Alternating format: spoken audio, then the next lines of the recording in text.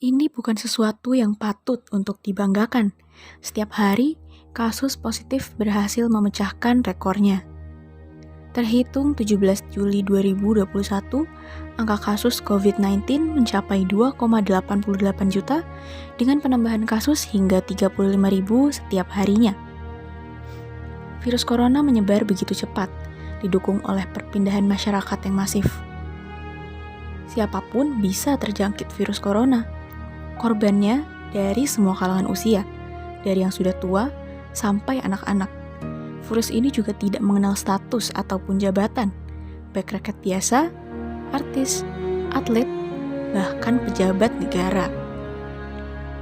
Saat seseorang yang sedang terjangkit virus corona berbicara, batuk, ataupun bersin, maka virus akan menyebar dan terhirup oleh orang lain di sekelilingnya.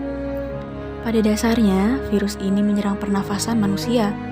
Namun pada beberapa orang, mungkin tidak mendapati gejala dan tidak tahu bahwa mereka terjangkit virus tersebut. Dari sinilah virus itu berkembang ke orang-orang lain yang ia temui, tanpa ada batasan. Dalam seminggu misalnya, orang yang berinteraksi dengannya akan terinfeksi virus yang sama. Permasalahannya, tidak semua orang baik-baik saja saat terinfeksi virus tersebut.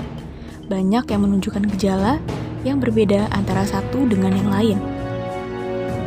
Pada umumnya, gejala yang ditimbulkan berupa diare, nyeri otot, sakit kepala, kelelahan, berkurangnya selera makan, hingga hilangnya kemampuan indera perasa. Gejala yang ditimbulkan dapat berbeda-beda, tergantung imunitas seseorang. Solusinya, vaksinasi. Tujuan dari vaksin bukan hanya melindungi diri sendiri, tetapi juga melindungi mereka yang tidak bisa divaksin, seperti orang yang mengalami autoimun, alergi, orang dengan resiko penggumpalan darah, dan masih banyak lagi. Jika kita menolak untuk vaksin, padahal kita layak untuk mendapatkannya, maka sama halnya kita menolak untuk mewujudkan kekebalan kelompok dan tidak melindungi orang di sekeliling kita. Pertanyaan yang sering muncul, apakah varian baru membuat vaksin tidak berguna? Salah.